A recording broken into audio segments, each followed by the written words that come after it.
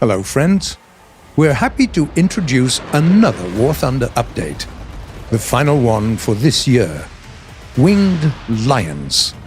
This time it brings an entire new tech tree for the Israeli vehicles. You can also expect improved visual effects and, of course, a whole batch of new machines. But first things first. We conclude this year with completing the transition of visual effects to a new renderer. Players will see numerous little improvements all over the game. Collision animations, road dust clouds coming from under the wheels, engine exhaust. Moreover, all effects will be affected by the atmosphere, meaning the wind will carry away flames, smokes, and dust clouds.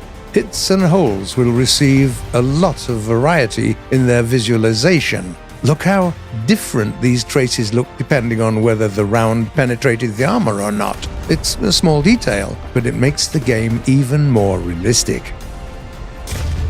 We've also added catapults to the game. No, not like these. Aircraft catapults. Captains of vessels with aircraft on board will be able to launch them in combat. The AI would control your vessel while you're piloting the aircraft, useful for scouting or maybe even capturing a point if you're lucky. Now, the new vehicles.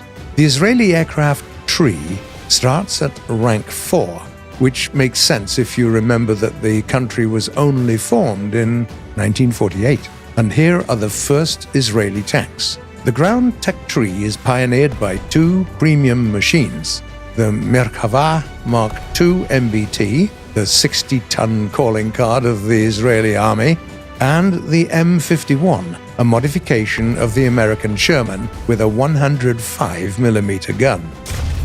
The famous Mirage line receives 3 new modifications at once.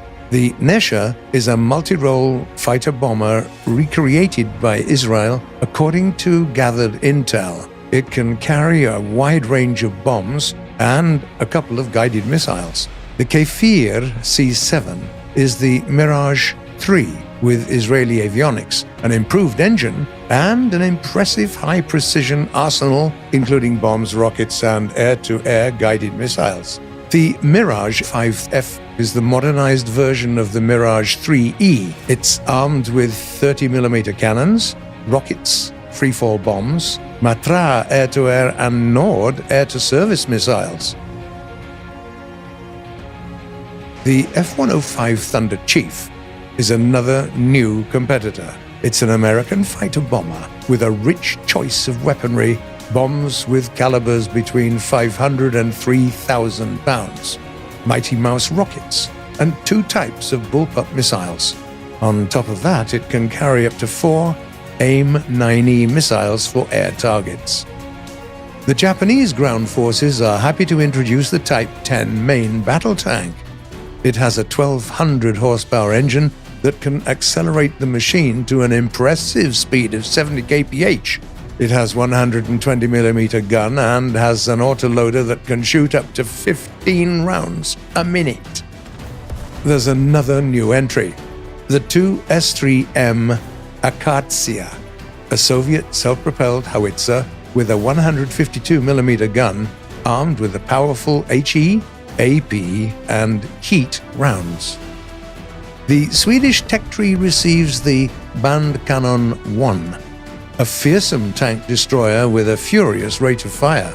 It's capable of spending all of its 14 rounds in as little as 45 seconds, and its caliber is 155mm.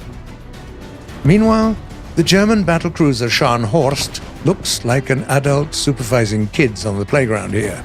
Its decks house 3 turrets with triple 283mm guns and numerous anti-air defenses, while the vessel's hull is protected by an armored belt with a thickness of 350mm.